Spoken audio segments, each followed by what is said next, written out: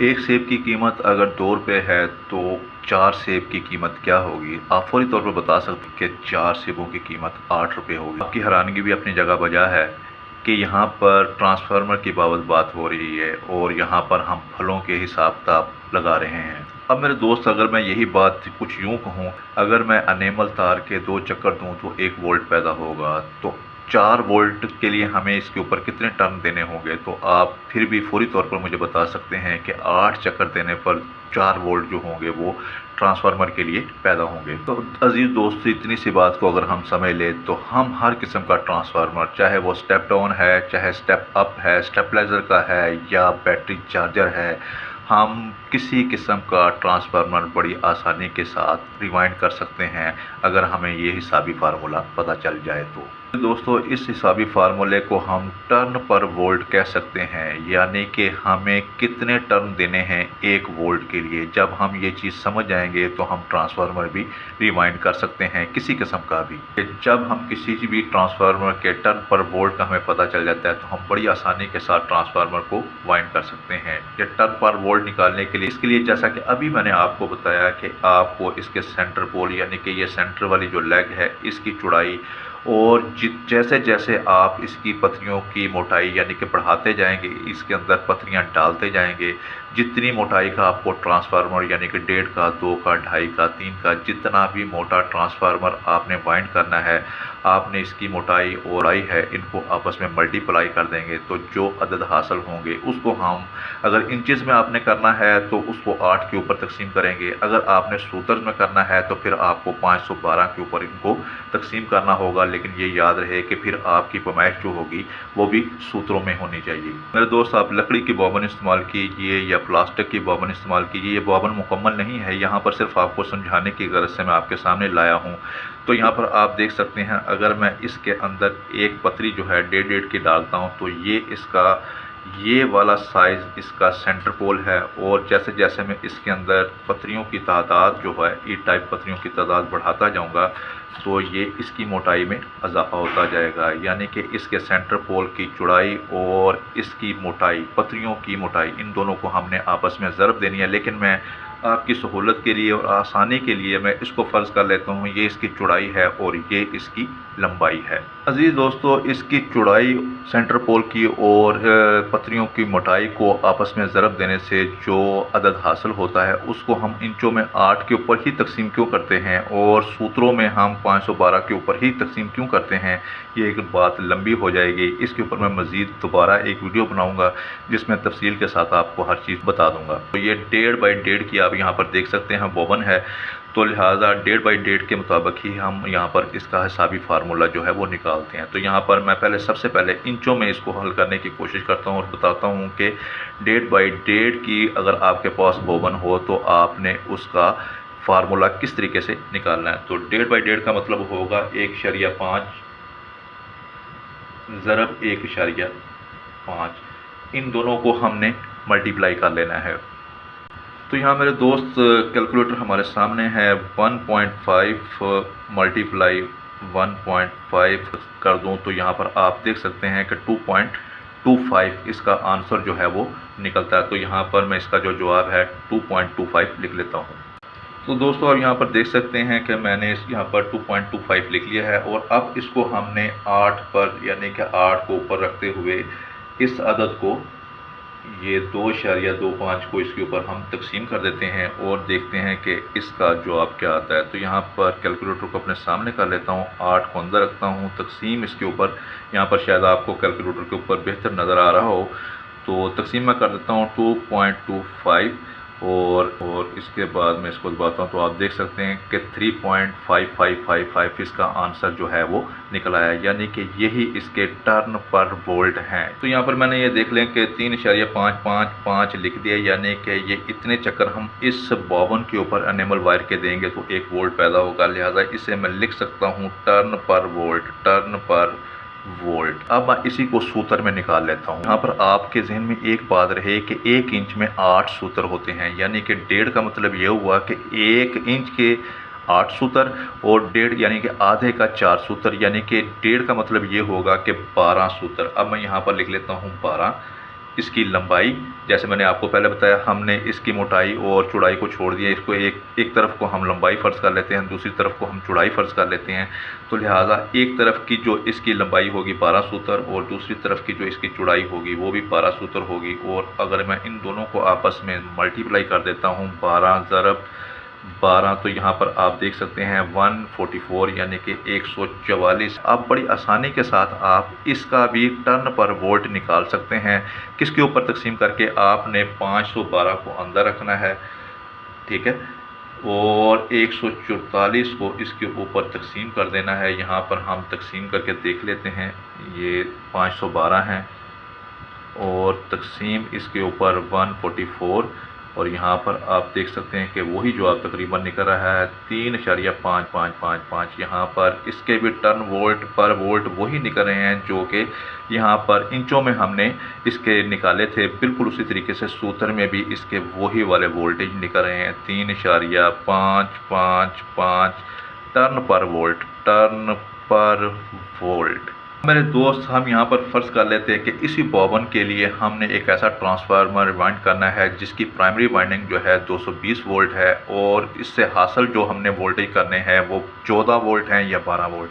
मैं फ़र्ज़ कर लेता हूँ कि इसके लिए हमें 14 वोल्ट दरकार हैं और हमने प्राइमरी वाइंडिंग के लिए 220 और सेकेंडरी वाइंडिंग के लिए हमने 14 वोल्ट हासिल करने हैं। तो यहाँ पर हम इसको इन हिसाबी फार्मूले की मदद से बड़ी आसानी के साथ कर सकते हैं, जबकि हमें पता है कि 3.5 टर्न जब हम इस बावन के ऊपर देंगे तो 1 वोल्ट पैदा होगा। तो साथियों, अब यहाँ पर देख सकते हैं कि 220 के लिए हमें टर्न पर वोल्ट का पता है 3.55, तो इसको अब हम मल्टीप्लाई कर लेते हैं। तो 220 मल्टीप्लाई 3.55, तो इसको जब मैं ज़रब करता हूँ तो आप यहाँ पर देख सकते हैं कि 781 यानी कि 82 के करीब करीब 220 वोल्ट अगर हमने इस ट्रांसफार्मर पर हासिल करने हैं तो फिर हमें चक्कर देने पड़ेंगे इस ट्रांसफार्मर की बावन के ऊपर 781। तो ये 220 वोल्ट की वाइंडिंग के लिए हमें इसके ऊपर 781 चक्कर देने होंगे। बिल्कुल इसी तरीके से मेरे दोस्तों हमें 14 वोल्ट या 12 वोल्ट, क्योंकि 14 वोल्ट की बाबत हम बात कर रहे थे, तो यहाँ पर 14 वोल्ट हमें सेकेंडरी के लिए चाहिए और इसको भी हम मल्टीप्लाई कर देंगे 3.555। आपको जितने भी वोल्टेज दरकार हैं आपने हासिल करने हैं, तो आपको 3.55 के लिए इस बॉबन के लिए आपको इसके साथ मल्टीप्लाई करना होगा जितने वोल्टेज आपको चाहिए। तो मैं यहाँ पर इन दोनों को आपस में ज़रब दे के देख लेता हूँ। तो ये 14 ज़रब 3.55 इनको आपस में ज़रब करते हैं और यहाँ पर मैं इसको करता हूँ। तो आप यहाँ पर देख सकते हैं तकरीबन 50 टर्न हम सेकेंडरी वाइंडिंग के लिए इस बॉबन के ऊपर देंगे, तो हमें यहाँ पर 14 वोल्ट जो होंगे वो मिल जाएंगे। तो यहाँ पर तकरीबन, यहाँ पर मैं लिख देता हूँ 50 टर्न, और यहाँ पर जो हमने ज़रब दी थी अभी, तो उसके लिए हमें तकरीबन 700 यहाँ पर 81 जो होंगे टर्न देने होंगे तो 220 के लिए, और 50 टर्न देने होंगे तो 14 वोल्ट के लिए। तो यहाँ पर अजीज़ दोस्तों अब हम बोबन को तब्दील कर देते हैं। 1.5 की जगह हम यहाँ पर 2 की बोबन इस्तेमाल करेंगे, लेकिन यहाँ पर कोर जो होगी उसकी ये जो सेंटर पोल होगा वो 1.5 ही होगा, यानी कि 1.5 की कोर होगी और बोबन जो होगी वो 2 की होगी। तो यहाँ पर बोबन चेंज की तो इसकी कोर सेक्शन एरिया जो होगा वो भी ऑटोमेटिकली तब्दील हो जाएगा। अब हमने इसका जो लंबाई और इसकी चौड़ाई है इसको देखना, और जो इसका हासिल ज़रब होगा उसको हमने अगर इंचों में लेना है तो 8 के ऊपर, अगर हमने उसको सूत्र में लेना है तो 512 के ऊपर तकसीम कर देंगे।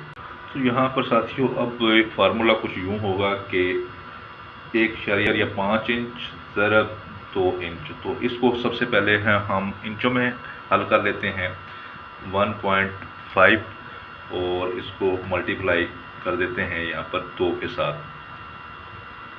तो यहाँ पर आप देख सकते हैं कि ये इसका जो आंसर है वो 3 इंच है, और अगर मैं इसको सूत्र में लूँ तो फिर अभी मैंने आपको जैसे पहले बताया है कि 1 इंच में 8 सूत्र होंगे, तो ज़ाहिर सी बात है कि 1.5 इंच के 12 सूत्र बन जाएंगे, और 2 इंच के 8 और 8 16 यानी कि 16 सूत्र, ये 12 सूत्र और 16 सूत्र बन जाएंगे। इनको हम आपस में मल्टीप्लाई कर देते हैं।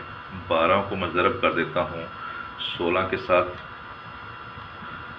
तो यहाँ पर आप जो आप देख सकते हैं कि तकरीबन 192 192 आता है। अब इसको हमने तकसीम करना है 8 के ऊपर, यानी कि 8 को अंदर रखेंगे और 3 को हम तकसीम करेंगे इसके ऊपर, तो ये इंचों में, और अगर सूत्र में है तो फिर ज़ाहिर सी बात मैंने जैसा कि पहले आपको बताया 512 के ऊपर तकसीम हम करेंगे 192 यानी कि 192 को, और यहाँ पर हम दोनों का जवाब जो है वो निकाल कर देख लेते हैं। पहले मैं 8 को अंदर रखता हूँ और तकसीम 3 करता हूँ। यहाँ पर आप देख सकते हैं कि इसका जो जवाब है वो 2.666 और यहाँ पर अब जो सूत्र में जवाब है वो भी हम चेक कर लेते हैं 512 और तकसीम इसके ऊपर 192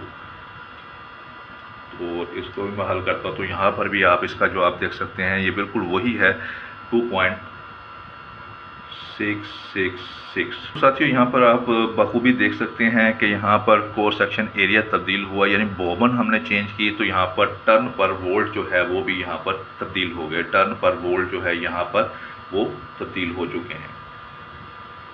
साथियों यहाँ पर भी अब हम फ़र्ज़ कर लेते हैं कि एक ट्रांसफार्मर जो है वो हमने वाइंड करना है, जिसकी जो प्राइमरी वाइंडिंग है वो 220 वोल्ट है और जो इसकी सेकेंडरी वाइंडिंग है यानी कि उसको हम फ़र्ज़ कर लेते हैं कि हमने 24 वोल्ट हासिल करने हैं। ये 24 वोल्ट के लिए है इसकी सेकेंडरी वाइंडिंग और इसकी प्राइमरी वाइंडिंग जो है ये 220 वोल्ट के लिए। तो अब हम इसी टर्न पर वोल्ट के मुताबिक टर्न है वो निकाल लेते हैं कि कितने कितने हमें बावन के ऊपर टर्न देने होंगे। तो मैं यहाँ पर लिख लेता हूँ 220 वोल्ट। तो इसको ज़री सी बात है कि टर्न पर वोल्ट हमारे पास निकल आया है यहाँ पर 2.666 और दूसरे 24 वोल्ट है तो 24 को भी हम मल्टीप्लाई कर लेंगे 2.666 के साथ। तो अब यहाँ पर हम टर्न पर वोल्ट जो है वो बड़ी आसानी के साथ निकाल लेते हैं। सबसे पहले 220 है, 220 इसको मल्टीप्लाई हम कर लेते हैं 2.66 के साथ। तो यहाँ पर इसका जो जवाब है